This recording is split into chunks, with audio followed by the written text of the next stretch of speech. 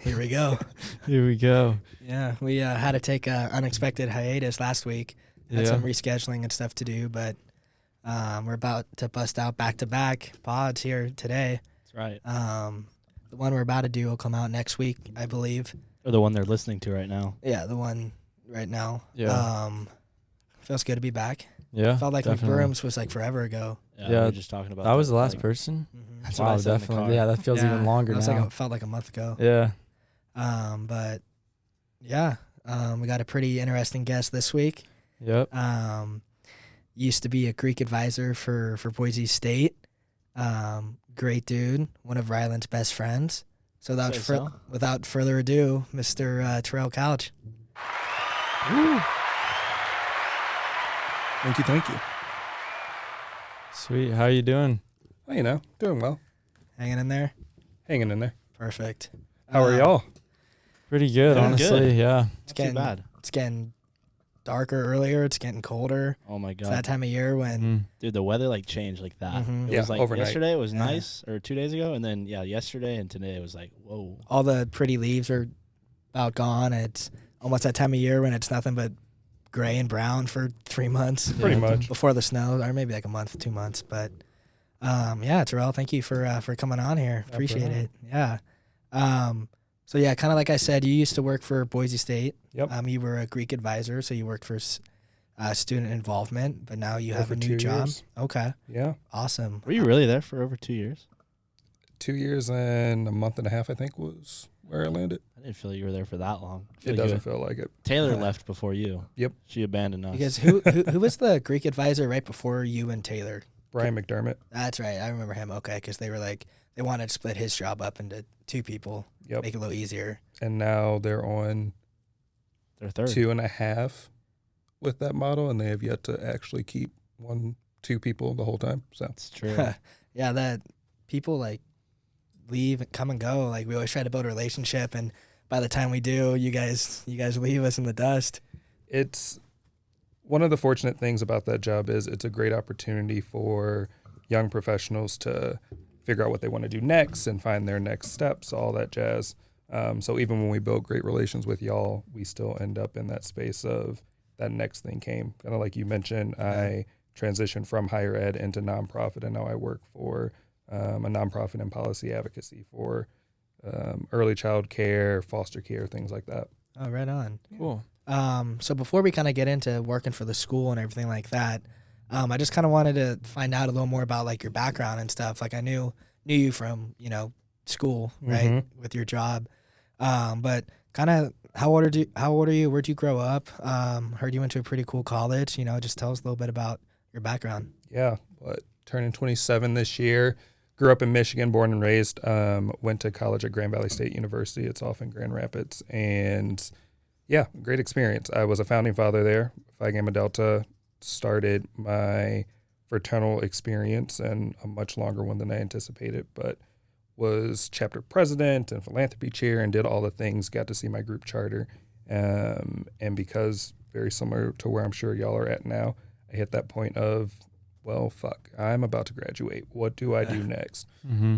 And the fraternity had a job that got to travel for 2 years. Expenses were paid, pretty much a cost-free life. So I got to be a consultant for them. So sorry to cut you. Is No, that go a for it. 2-year gig? Yep, ours was a 2-year contract. Is that pretty standard like with most chapters?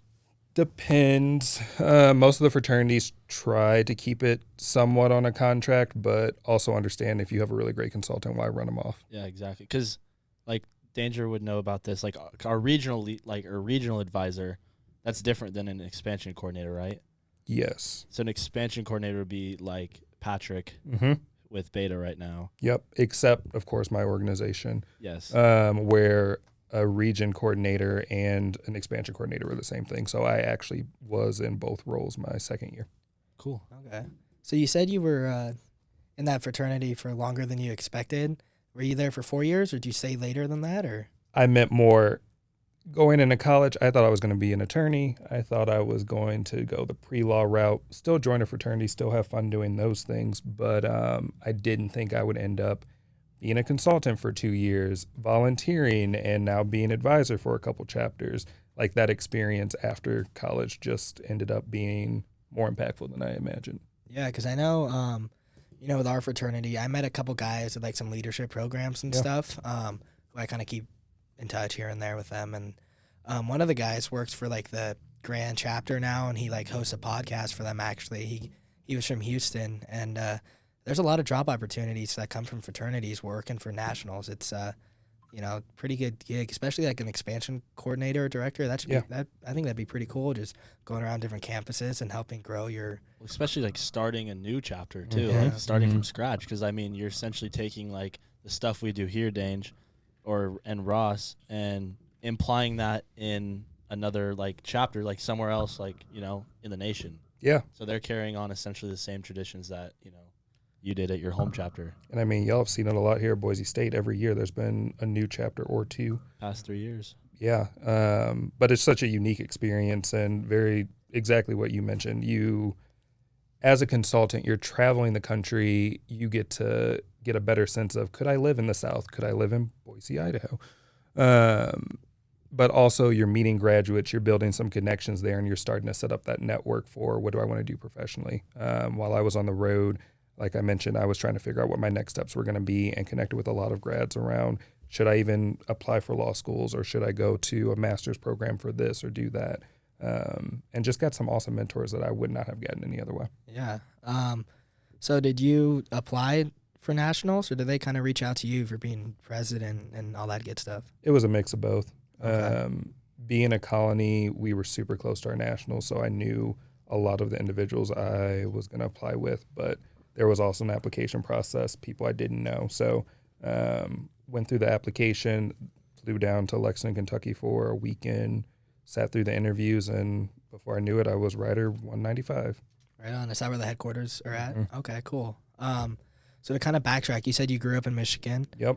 What part, and how was that growing up in Michigan? Because I was kind of over in that area over the summer. I was in Illinois, but I hear a lot of good things about Michigan. There's actually this my new favorite guy on TikTok right now. He's like a mega American fan, like in terms of like nature and stuff. Mm-hmm. And he's right now doing like a countdown of like the most beautiful states, from 50 to 1. And he's at like 7 or 8 now. And he put Idaho at 16.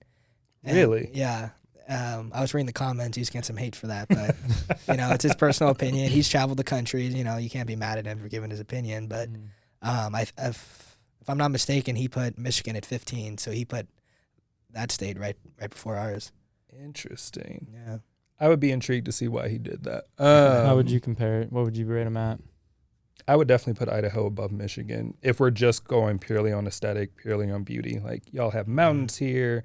The snow's better. The coast, though, of Lake Michigan's pretty cool, though. Undeniable. But I don't know. I guess I prefer mountains, even though I do miss the lakes a lot. Also grew up around them, so I'm like, it is what it is. What part of Michigan? Novi. It was just outside of Detroit. So Okay. about 15 minutes. Yes, I'm a Lions fan. Yes, the season's been awful. Oh. Are you a Detroit Tigers fan too? And Of the Pistons, course. and Of course. it's just a bad year for Detroit. Detroit sports. versus everybody. But I'm also super happy to see Matt Stafford with the Rams, killing it, doing his own thing, Get because I'm whooped last also a night. Stafford. Hey, we don't need to talk about that. That wasn't the point of the conversation. But grew up there. My whole family's from Michigan. And just like you mentioned, it's just one of those unique states, technically, because it's 2 states in one, because the Yeah. UP is Mhm. its own. Because they have like the top part above the lake, right? That's not really connected. Yep. Okay. It's its own thing that we pretend doesn't exist because no one lives up there. But then you have the lakes. You have Lake Michigan is legitimately the size of an ocean. Lake Superior, which I've never actually been able to see, has some of the most breathtaking landscapes. If anyone gets a chance, Google Pictured Rocks. It's this amazing rock structure that is off the coast of, I forget what city up in the UP. But it's just gorgeous. Like, you really don't miss anything. The only issue I have with Michigan is the fact that it's flat. So coming out here, Okay. having mountains, being able to talk about skiing, snowboarding, all that jazz. Is there really none of that over there? It still snows there, right? Yeah, it still snows. You can still go Yeah. like snowboarding, skiing, but it's not the same as going up on Bogus Basin. It's Yeah. like a hill or some artificial snow that's been shaped up and made so it's a little bit higher. Okay. Yeah. So That- does Lake Michigan freeze over at all?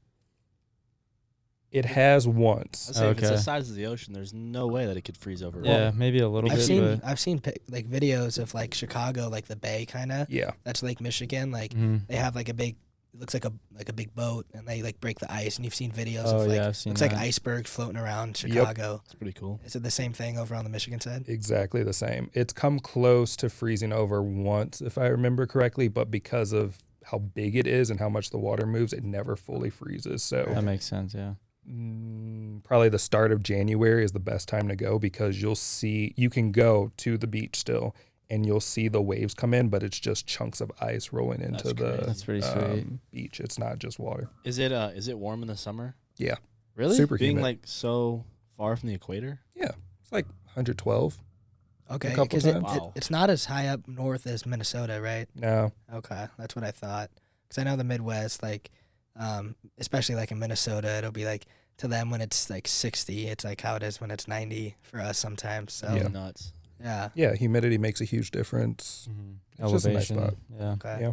So you kind of mentioned you were wanting to go into like law school and be a lawyer and stuff. Was that like a thing since childhood? Like what kind of?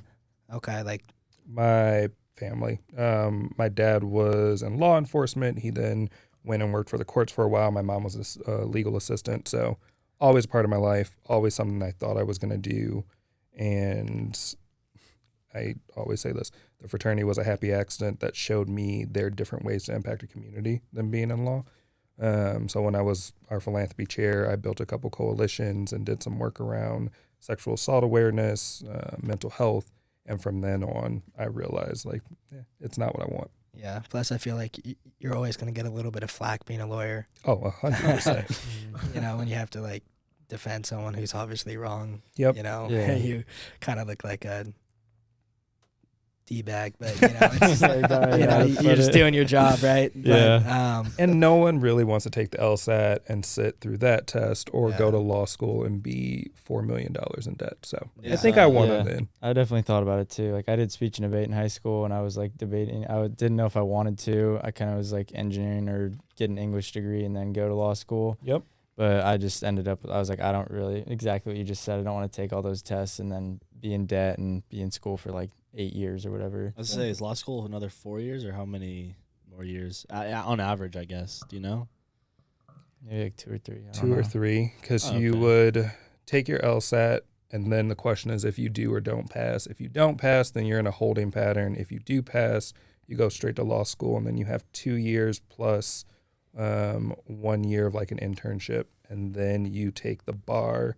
If you pass the bar, then you're a registered attorney. If you don't pass the bar, you're in another holding pattern. Yeah, F that. so it's not as long as a process of like trying to be a doctor or anything. Okay, because I know you're in college for almost a majority of your 20s if you're Yep. trying to be a doctor. Yeah. Like our friend Doan is gonna go to like dental school and stuff next summer or fall, and he's not gonna be done until he's like 28, 29. Jeez. You know, I mean, you're gonna be set up for success, Yeah. but you know, I feel like especially when you're in like dental school or trying to be a doctor, you don't have much of a life to live in your 20s. Yeah, I feel like especially if you're going away to a new place to go to dental school too, you don't have all your college friends to like bring with you. You got to meet all new people too. It's probably super hard. Yeah, that's got to be tough. So how was it? Like, what is there to do outside of, you know, living outside of Detroit? Everything. Auto shows is a huge thing. Traveling is a big thing. My family and I used to always drive down to Florida just for fun. How long is that drive? 13 hours? Dang. Something Oh, so it's that. like driving far. from like Idaho to California. Yeah, Mhm. it's Not about bad. the same. Deep California, yeah. Also, all the sports teams are there. I lived through the golden years with the Pistons, the golden years with the Red Wings. The 0-16 year of the Lions.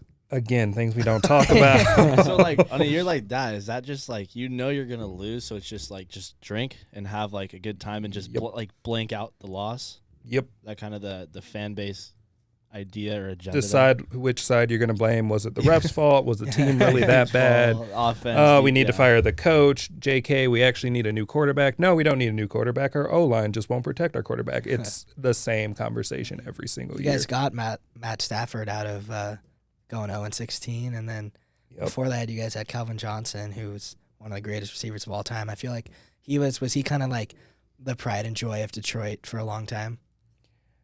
Yes. I say that reluctantly because we all know that the team didn't value him the way that they should have. Also, and I stand by this, the NFL just doesn't like the Lions. Like, the Calvin Johnson rule exists because Calvin Johnson could catch a Hail Mary pass with one leg tied behind him and both of his arms like chopped off, right? So now there's a whole process for what a catch counts as. So I feel like his years got wasted, but yes, he was a great receiver to watch. He brought a new life to the team that we hadn't seen in a while, and you knew that Stafford and Johnson were going to make a big play in the fourth quarter. Right. But also, you knew you were going to have a heart attack the rest of the game because they would be, down 16 going into the fourth quarter and somehow manage to win by a point. Like, that was my life for 2 years. Yeah. But it was fine. Dang. Yeah, that's got to be tough. But It's like watching Boise State this year. It's all the same. Man, Yeah. isn't that crazy? It's got its ups and downs. Like this town doesn't know what to do with a losing. Well, I guess not a losing record anymore, but like, how have we won a game on the Blue this year? Since they started selling alcohol, UTEP. have we won a game? UTEP. Yeah. That is true. That is the only game we've won. But like, that is kind of crazy that just like the town doesn't really know what to do or handle it. Yeah, and it's weird being here because in Michigan you have Michigan State, University of Michigan, Western. A lot. Name what football team you want, right? And you have something. Here you guys just have Boise State. So where That's people it. will literally be upset that Boise State's losing, I'm like, it's fine. And then I remember, like, you That's guys all don't they have have, those other yeah. sports No to one else to lean root into. for, right? Yeah. Dang. Sucks. But so what brought you out to Boise from being born and raised in Michigan and going to college up there? I'm an only child. I wanted to move out west, and Portland and Seattle were too expensive for a kid coming off of working for his fraternity for 2 years. But also, it was just a nice area. It was a place that not everyone was moving to. You thought. There was a job opportunity for me here, and it was just an opportunity to start something new. Right. So you got the job at the school, Yep. being the Greek advisor. How was that process getting that job with you and Taylor? And then what was kind of like some of the, just general obligations of that job? Because from what I heard or from what I remember, it was a pretty tough job to get. Like there were a lot of applicants and they could only pick 2. Yeah. So like you mentioned, Boise State had just switched from 1 to 2 advisors. Similar process for applying for any job. You fill out the application, you attach your resume, do all of those pieces. What I appreciated a lot about Boise State's process was the on-campus interview once you made it past the first round. They really valued allowing the students to connect with the candidates, having them ask questions, do the things they need. So, I mean, Rylan wasn't in my interview, but my interview here, I had students asking me point blank, is my salary being paid for by this? We have concerns about this. What about, how are you going to change these things? And it wasn't your, I guess, stereotypical experience of you go to campus, administration kind of showed you all of the pieces that they want you to see and then wait for you. Like there were some real challenges and some real questions I got asked. Yeah, it sounds like they could have some like abrupt questions they could just throw at you right away. And they're they gonna, did. Yeah, they're going to have no filter too because they're not Not at trying all. to see like how you Yeah. are in the job. They want to know exactly what you're doing. Yep, and that is exactly why I said yes when I got offered the job because y'all as students had the passion and cared where at other institutions there's a status quo or there's an ease to just do what's already been done. But you guys wanted to challenge me and ask me questions and do the things. So jumping on, coming here, definitely going through a rigorous process because I know a lot of individuals applied for the job when I did. Also, then being in the search for Taylor's position, I saw how many people were intrigued to come to Boise State. So it was a privilege and an honor to have that opportunity. So were you and Taylor not hired at the same time? We were. Okay. I was going to say, I thought you guys were. Mm-hmm. Okay. What was your initial impression about like the Greek life community when you first got here? It surprised me, actually. Because we didn't have, we don't have Greek Row, right? Yep. So most people think it's like not a real fraternity community here. Just so dumb. Right. traveling the country, but also coming from an unhoused community, like fraternities can exist without houses. Y'all know it better than most. And the fact that you have a rival institution that'll set that narrative and make it seem like, oh, their community isn't real just because they have houses that they've had for X amount of years. It's just dumb. That's a shot at U of I for anyone wondering. 100%. But what was different about this community was the fact, and another reason I decided to come here. Coming from the Midwest, I imagine Boise State to be like a U of M or Michigan State. So I imagine walking into this campus, 40,000 students. I had no clue who was who. Hustle, bustle. You're so close to downtown. It's like mayhem. Get here, everybody's friendly. Everyone knows just about everyone. Even though the fraternity and sorority life community is in the thousands, it doesn't feel like it, and you all are comfortable enough talking to one another. So I had already noticed specifically here that the community was ready to be different than your Alabamas, your Penn State, North Carolina's, insert big school here, right? Yeah. But also had the potential to be those schools in the positive way of, we can handle having 3,000 students in our fraternity and sorority life system. Does that mean we're going to have a better conversation around housing and space? Because clearly you guys don't feel like you're being included in the community 100%. But does that mean that all those negatives that we're talking about are going to be a part of the system? Absolutely not.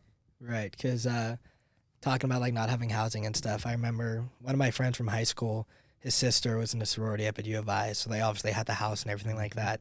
When I told him I joined a fraternity, he was like, did you though? You know, you go to Boise State, they don't even have Greek row.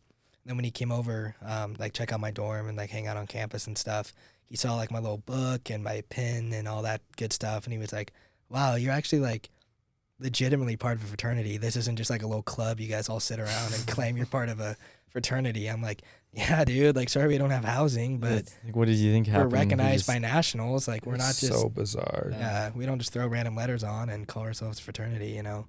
The West Coast needs to come to the East once, because you will see that, I'll probably say 70-30. Like 30% of the groups on the East Coast don't have houses. It's not as unheard of for whatever reason as it is here.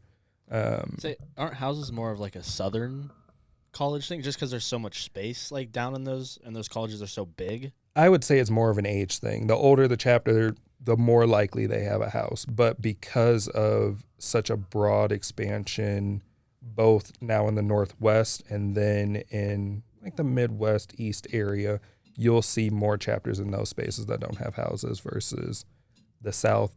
Probably going to have a house. Almost every fraternity and sorority organization had some chapter in the South by just before the Civil War. So did your college have like a Greek row? We did. All of the sororities had houses. Fraternities did not. And then my senior year, so to set the scene, I grew up in the middle of a corn farm versus you all who are in a city by a river and then you have neighbors everywhere. That was new for me. Like our neighbors were legitimately scarecrows. So my senior year, development project bought up one of the corn farms. When I say this, I'm being very legitimate, and built a bunch of apartments there. And what their model for renting out those apartments were that was very unique is they reached out to all the fraternities and said, hey, we know you don't have houses.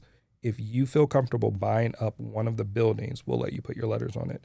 So my senior year, my organization, ATO, SIG UP, Cap Sig, and Sigma Pi, I think, bought out like the back U shape of all the apartments, and we all kind of made our fraternity row out there. Okay, That's pretty sweet. Yeah, it was apartments, though. It wasn't like the big houses you'd see on TV. No, so my Fiji, we took up half of one of the apartments, and it was 3 rooms. You kind of picked out. So like I lived with one of my best friends in the chapter, and then another one of my really good friends. We all had our own room, own bathroom, and then like our own apartment, and then just bopped around. Like downstairs was the 2-party apartments, full transparency. I went to college. It's not a secret. because I was the president, we made it very clear that my apartment was off limits for parties because I like to sleep sometimes or just didn't want to deal with their shit. So we had a really nice balance versus your stereotypical house where, okay, this common area is where everyone does everything, and then you have to run to your room, but you still hear everything, and it's still annoying. Yeah. Yeah, because I remember right before COVID, the school kind of released their 10-year plan when they were going to build the baseball stadium and do all that expansion, like buy out the triangle pretty much. And one of their ideas for Greek Life was kind of like an apartment style thing where it looked like towers, and each floor was like a different fraternity or sorority. That's what Clemson does. Right. Like, I appreciate the gesture in terms of like trying to help us grow and give us like an official living space. But at the same time, like, I think that almost could be dangerous in terms of like it's easier to go mess with the other when we're all living in the same building versus that'd definitely be a problem. Right. I don't know. That's a great example to lean on is Clemson. Clemson does the same thing with one of their newer dorms that they built. All of their sophomores have to live into them. Well, not all of them, but they broke it up by floor, and each floor is a fraternity and sorority, and their sophomores live in. And they saw something very similar happen there of flags started disappearing, or there were just some disagreements that seemed to be bigger. Yeah. And then because of that, you saw a lot of the fraternities say, yep, all of our sophomores live here. All of our upperclassmen are moving into compound. So like a couple chapters I visited out there had like 3 mansions, and that was their compound. That's where they lived. And that's sweet. That's how it functioned. Yeah, because I have a buddy who's, in Greek Life up in Wisconsin, and he like puts on his story, videos of the house because he's a sophomore, so he just moved in, all excited, and I'm just like, that would be so sick to just live in a damn near massive house. Yeah, with just all the boys, and most of them got their own pros and cooks. cons. Yeah, so it'd definitely be like messy. I feel like because we went to Reno, Dange, that house was so messy. House, nothing against the Reno boys, but like. House was not the cleanest house. Did they keep the stall doors up? I don't think I used the restroom. Smart choice. I did see the basement though, and the basement was probably the coolest bar/club scene I think I've seen. It was pretty cool. Really? Did they all build it or? Yeah. So like essentially, you just went downstairs, and then they flipped a switch, and then the like fluorescent lights went off, and then all the black lights and lasers and fog machine and the glow in the dark neon sign and and all that stuff behind the bar like came out, and it was so sick. That's pretty sweet. But a funny story about the Reno, the reason we stopped by there is it was like 16 of us went to a leadership conference in San Francisco, and we stopped in Reno to get gas and food or whatever. I thought someone's car broke down. Well, kind of. So the vice president at the time, because we had 2 cars, so president drove one, VP drove the other, and when we went to Raising Cane's, and he realized he didn't have the keys anymore. It was one of those like you just need the key in the car to start it. So he lost it, so we couldn't turn the car back on. He's like, I definitely accidentally threw that away at that gas station, like an hour back ago. And so while some of the guys went to like the dealership to go get a new rental and all that stuff, we walked down to the Reno house, which was weirdly like only like a mile away, if that. Yeah, we got weirdly around the corner. We were pretty lucky with that. What was funny though is it was during rush week, so they were holding events and stuff outside, and we all show up. Half of us are wearing letters, and they thought we were rushing. I remember like the president coming up to me and being like, "Hey, I'm the president. What's your name? What dorm do you live in?" And I'm like, "I'm literally wearing letters right now. You think I would just wear letters and go to rush? Like, how weird would that be?" They all say like Boise State on the back too. Not reading it. They just got aggravated when they saw the letters. That was one of my favorite stories from Ryland when he got back, telling me how much fun that trip was. Yeah, and we didn't get to do it again because of COVID, but it looks like we'll be able to get to do it again 2022. Nice. Yeah. So decent. Are you going to that, Ryland? I've pondered it. I'm not sure. I'm feeling a little bit of burnout starting to, but a week ago you were trying to convince me to go, so that is true, but we'll the weekend events most likely. Yeah. But you understand what he's saying. Yeah. But when you kind of took over that Greek advisor job, I feel like that was at a time where like Greek life was really transitioning with the school. Mm-hmm. That's when like IFC was getting more credible. That's when I feel like just the silk overall was growing. Yeah. So would you say like you kind of came at a very pivotal time for 100%. you know, for the school and Greek life? It just seemed like that's when really everything started to change, and the fact that you got hired for that position, knowing like we're almost doing a 180 on Greek life, like how was that experience? I could not have done any of it without Rylan. Or Taylor. Or Taylor, obviously. Don't get his ego too up here. But I mean, don't give it all to me. Taylor was a huge part. Taylor was a huge other part. half too. She was my we legitimately walked in step together and did everything together. And when I say Rylan, I'm speaking specifically from IFC student space. When I stepped into the role, IFC was also at a very pivotal moment of trying to figure out how it was going to lead. Mm-hmm. Connor had done an amazing job of getting the structure there and the legal pieces, if you will. So he had done all the policies and all the things that need to happen. The problem for IFC was because of that, the fraternities didn't inherently trust IFC anymore. They felt like it was working against some of them. They felt like it was just a place to send a couple people, but they didn't care. Mm-hmm. And I will genuinely credit that to Rylan single-handedly stepping in, doing the work from a recruitment lens, and then stepping in as president to kind of shift and help fraternities understand, like, no, if you buy into this, this can now become your space. Right. And then because of that, you all have more of a seat at the table. You all were showing up at admin meetings. You all were helping lead some of the charges that I didn't know needed to be led, but then I had the support to start carrying it, myself and Taylor. And we were then able to be more strategic and more appropriate in our jobs. Right, cool. Because I remember too, right before like you guys took over, before Rylan got super involved, I was IFC delegate for us right before Rylan when I was a freshman. And so Connor Johnson was the president of IFC at the time, and I think he did a great job too overall. But I remember like the majority of the time I was delegate, we spent like redoing all the bylaws and doing all of this stuff because, well, yes, I'm sure there was some like resentment in a way from like the Greek community towards IFC, but it was also like I remember the mindset was like IFC, like the e-board, were like, you know, the school doesn't go over our heads, but, you know, we're almost like they just give us this role and we kind of take care of some really minor stuff and they handle almost everything. Mm-hmm. And the big thing was like rewriting bylaws and stuff. So one, we have more structure to IFC, and two, we have more power. So like if a fraternity, you know, nothing huge, right? I'm not saying if there was a big hazing thing, right? I'm saying if like, I don't know, you know, they did something somewhat minor, right? You would deal with IFC versus the dean of students. Mm-hmm. Then if it happened again, or if it was something really big, you know, you would go deal with school. But that was really cool for me being in IFC at that time, because it was almost like, you know, here we go. It's time to put on our big boy pants. Like, let's rewrite this whole thing and give ourselves some credibility on campus. Absolutely. And like I said, Connor was so pivotal in that and did an amazing job to connect with dean of students and understand what language he could borrow from there, so it gave y'all that kind of autonomy. I'd say honestly, from my point of view, like right on the verge when you were delegate, Dange, it was almost kind of a joke. Mm-hmm. Like it was looked at as kind of a joke. And that's what I was trying to say in a nice way. Yeah, I was gonna say, I'm sure rewriting the bylaws and stuff, people were like, oh shit, yeah, you know, here we go again, right? All this stuff. And then that's when I don't remember if you remember this, but I came to you like in Sawtooth. I was like interviewing you or whatever.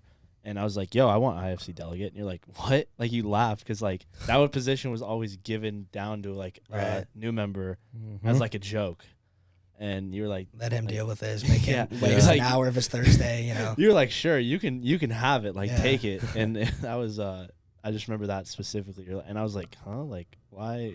Because I was told from my dad who's in a fraternity that IFC is like kind of where it starts, is if you want to like unionize the fraternities and bring them together. And so that's kind of where I started. And then, so on and so forth. We're here today. And two, I do want to caveat this because I think you and Connor were really, you guys played the role of giving IFC that representation and using the building block model, if you will, to get where it was. The reason I pulled Angelo out is COVID hit. So as Connor did all these things and as IFC is trying to figure out how to be this union, I think is a great word for it, COVID hits, you guys are all on Zoom, IFC's back into this space of, well, we're not having Greek Week anymore. None of the fraternities are showing up to Zoom. No one cares. And where I credit Angelo is a lot of other things were happening. And because of his understanding of you all as organizations, he stepped up and said, okay, I'm not here to legitimize. I'm here to expand. So he created 3 new VP positions that responded directly to what was happening for fraternities. And I'm sure you can echo this. Rylan was like, here's everything I have. Rylan, you figure it out now when y'all start meeting again and y'all start doing things. And if those, I will say this here, if you 3 weren't present in that order, I don't think we would be, 1, having the conversation we are right now, but 2, I don't think fraternities would be in as good of a spot as I'm not sure they realize.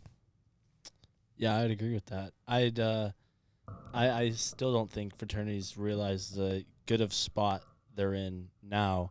Yeah, I don't really think they do either. And it's different because I think they still have that, like, the school's out to get us mentality. And there's a lot of, no trust. I know our president now, him and Danger just had a meeting with the school, and they were kind of not butting heads, but, one wanted to go this way and Danger wanted to go the other way.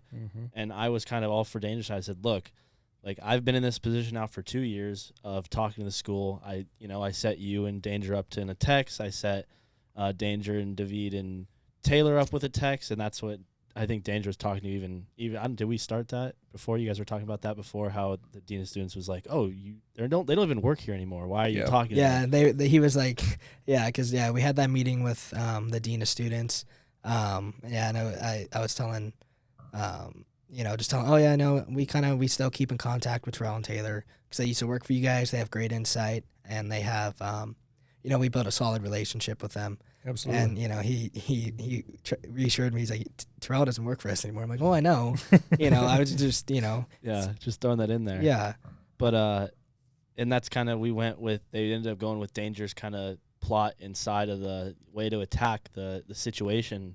And now I think it's totally shifted his mindset to that way, opened his eyes to being like, oh, crap, like, I think he was kind of that was an eye opener of like, maybe this isn't such a, like, I shouldn't be like fuck the system type, or like, anti, the school's out to get us mentality, which was nice to see for once, because I see some work that you put in, I put in, Angelo put in, Connor put in, all those guys pay off. Yeah, because I'll say I was blown away by my talk with him, with the dean. He I'm not saying he's never going to, he's going to hold us accountable and he's going to take action when needed, right, if something ever happens. But just like his insight about Greek life and where he wants it to grow, and advice he gave us about how to protect not only our chapter, but how to help the Greek life community. And if we're able to put our fraternity's stamp on making that happen, we're going to be in a great spot. So, we had like an hour conversation with him, and he was just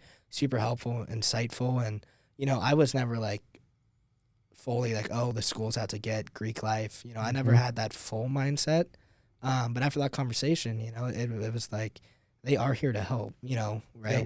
And especially, the work like Ryland's done and you and Taylor did, and I mean, the school, kind of, they set the tone themselves as well by hiring you guys and giving us the opportunity to talk to them when stuff comes up. It's like, they're not just like the strict parents on that TV show, it's actually, they're, I feel like that's a pretty good turnaround too, because all the presidents that we've had since I've been at this school have always been kind of like, fuck the system, like what Ryan was saying, and like that's definitely just a good shift around, and glad you guys went with that direction, I guess. Because I think Duncan was the first one to really kind of turn that around. Yeah.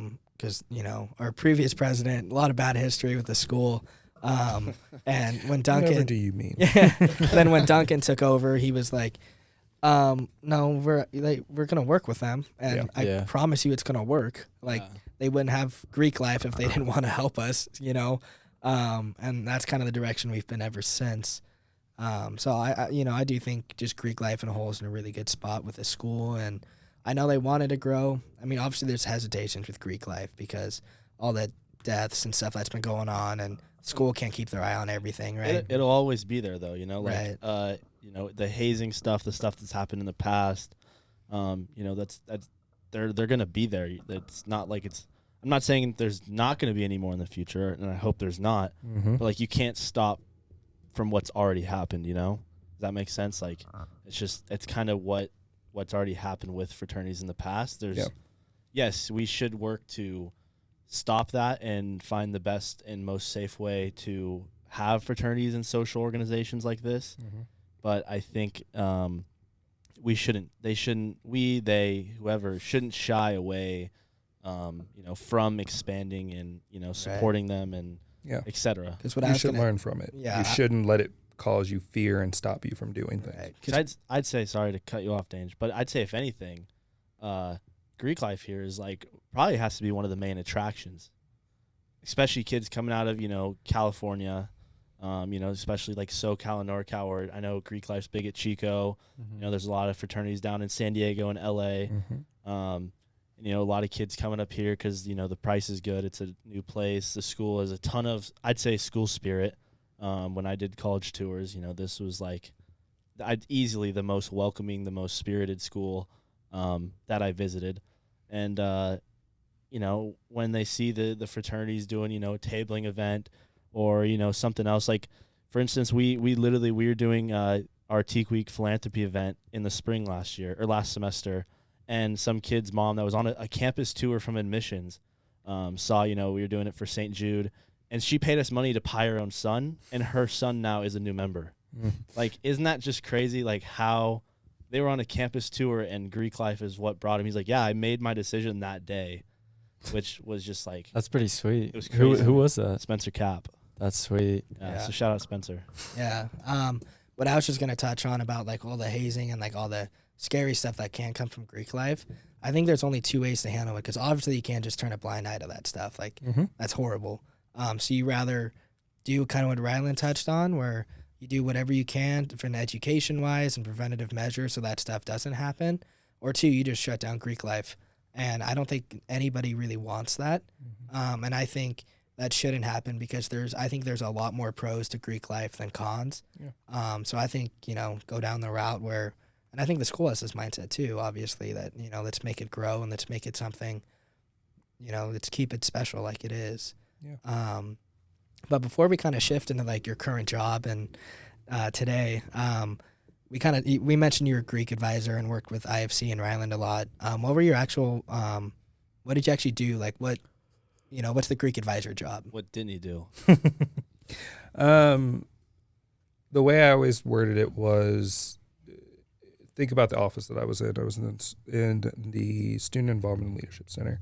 The reason that student was the first, or is the first word in the name of that office, is because that was always my focus. So my job ranged from supporting IFC to supporting my individual chapters. I tried to meet with every chapter president at least once a month, just to check in, provide advice or mentorship or whatever was needed. But was that for every chapter, or just a few you were assigned to? The few I was assigned to, and then when Taylor departed, I tried to do it with every chapter, and I don't think I ever actually met that. Just too many. Yeah. Right. Didn't work. Because you guys kind of split it 50-50, right, when she was still here. And with, 24 chapters? Counting MGC? Total chapters? Yeah. Yes, it's 25. 25. Oh, okay. With 25 total chapters at Boise State, that meant I would only have, I could not do every chapter in a work week. I would have to do a couple weekends. Anywho. Yeah. Yeah, it was that. It was really, truly being an advisor for the students in fraternity and sorority life, supporting event planning, event registration, supporting presence and leadership, and doing different leadership programs. Right, because I always, obviously, you did a lot with that job title, but kind of to me, just to like, if I had to explain it short, in a way, you're almost like the middleman between us and the school, in terms of like, when we need advice, we go to you. If there's a situation, we explain it to you guys.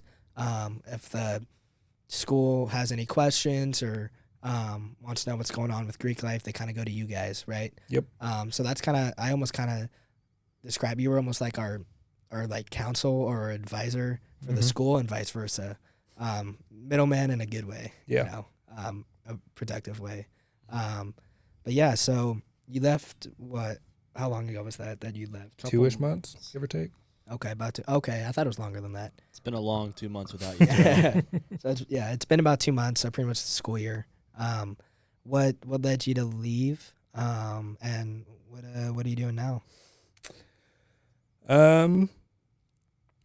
It's a good question. What led me to leave? Nothing. Honestly, I would probably credit it to the pandemic. I think a lot of people in this country had a moment to just reassess where they were and what they were going to do. That's exactly what Taylor said. We were talking to her a couple weeks ago. That's exactly what she said.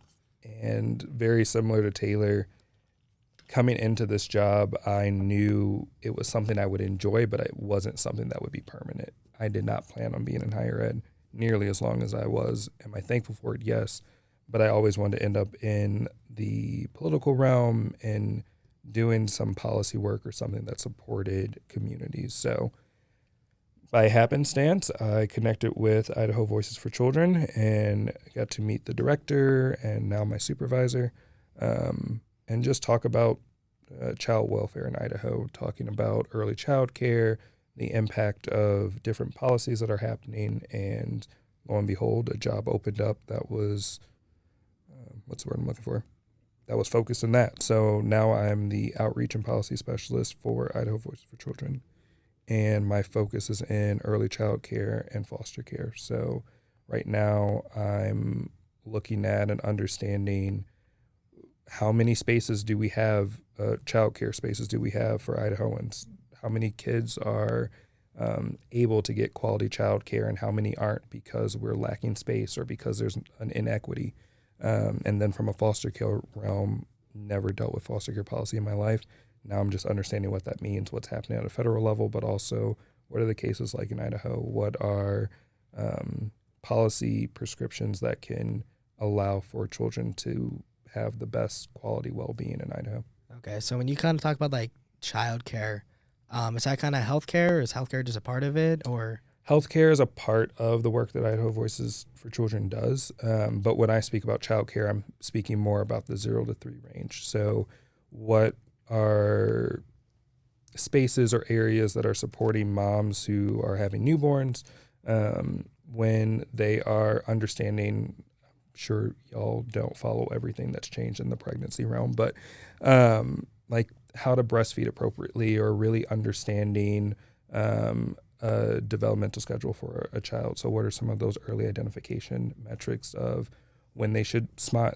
This is a real thing. When they should smile, when they should laugh, how they should react to seeing your face after a certain amount of months.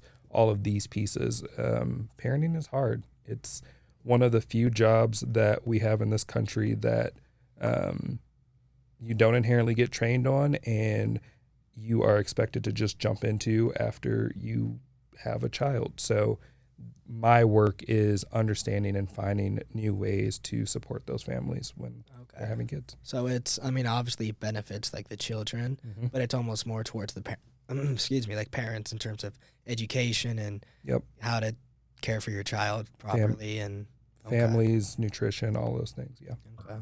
It's cool. Yeah, well, it sounds like you're having a great time with that. Seems like great cause, good stuff. You've been there for like 2 months now? 2 months. You've been liking it pretty well so far? Liking it, enjoying, learning a lot, enjoying all the new things that come with it. And it's awesome to, very similar to my job with Boise State, it's awesome to be involved in something where you can see an impact and connect with people and see where it goes. So even if you're behind a computer screen for multiple hours in a day, you can still connect with someone one-off and just hear like your work is doing something. Okay. So are you like educating people as well as like collecting data? Because you said you're writing policies, right? Okay. So it's a mix of all of it. I don't do direct providing, if you will, but I do connect with providers and help educate on what's the word I'm looking for? Not really lobbying, but like how to communicate with the legislature if there were an event that happened there, or being able to explain federal dollars, like because of the pandemic, the CARES Act that we're just starting to finish using the money on, that was coronavirus relief funding, being able to explain to people why did we get those funds, why were they impactful, and how we've been using them. Cool. Yeah. This is kind of a little bit, I guess, off topic a little bit, a little You're more good. lighter mood, but it's still relating to your job, and kind of back to Boise State. Does this new job allow you to have a little more freedom in your social life, I'd say, like as in going downtown or, out to, drink and whatnot? Because obviously being around Boise State Greek Life, you worked a lot with us, 21-year-olds and college kids that, you could potentially see on weekends. You know what I'm saying? Potentially, and did. This is a great way to end, right? Has it changed my social life? No. Do I feel freer? Yes. I think I told you this, Rylan, on one of our first meetings. When I started here, I was 25, and I was transparent about that. I'm still in my 20s. I'm going to go downtown. If I see a student, don't be weird. Like, you are also in your 20s. It's not like it's illegal for you to be down there. Exactly. It's like that's how everyone feels, though. It's like being caught by an RA in a dorm. It's like seeing your middle school teacher in the grocery store, Yeah. Oh, Yep. God. But for me, even when I was working for Boise State, I would run into students and they would be excited to see me and it wouldn't be weird. They would joke about it a couple of days after. Like, there's a president of a chapter that I saw for happy hour at Broadway and the Rocks. Did you buy him a drink? I did not. And they didn't notice me at first, so I decided to be that brat and text them and be like, hey, what drink did you order? You would do that. But like, that was the relationship I wanted to build with my students, right? And now that I'm out of it, I don't feel that cosmic change, if you will, because I had already kind of built up that space of, if I see you, I see you. Like, let's not make it weird. But now, if I saw a couple of students who I know are of age, I wouldn't feel weird if I'm like, I'll buy your next round. Yeah, it's not like you were restricted to go downtown, but there was almost that you had to protect the dynamic almost to, in a sense. And now that you don't work for the school and with Greek Life, you have that more freedom, or that's not in the back of your mind. Yep. That's funny you call them your students, because I felt when you were at Boise State, I felt you honestly was more of like a colleague, Yes. or honestly a friend, because like I feel like you weren't like a teacher. Honestly, thank you for calling me out on that, because that was It did make you sound a little old. that, but also that was something I was always cognizant of, is you all were my colleagues through that work. You weren't my student. I wasn't your teacher or advisor or things of that nature. You were genuinely my colleagues, because without y'all, the work wouldn't have gotten done. So, Although you were getting paid and we weren't.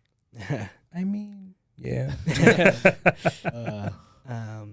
So to kind of just wrap up, I just wanted to ask if you could give any advice for fraternities or anyone wanting to take a leadership position where you'd have to work with the silk. What advice would you give them for here at Boise? Definitely take the leadership position. I think just take a chance. I kind of briefly shared this, but I did not imagine that I would have joined a new starting organization my second semester, my freshman year, that would have led me to do all of these things, right? But fraternities and sororities offer y'all some of the most unique opportunities to get professional development, to grow, to figure out who you are, to just be a person in college. And if you are looking for leadership opportunities, if you're trying to figure out what your next steps are, 100% go Greek. 2, connect with your alumni, connect with your graduates, ask them about how they ended up in the business that they did. Do they have internships? All of those things. They're there to support you. And 3, be creative and take a chance. Be the student who decides to plan a 300-mile bike event that goes across the state. Be the student who happens to connect with a nonprofit in your community and plan a social media awareness day.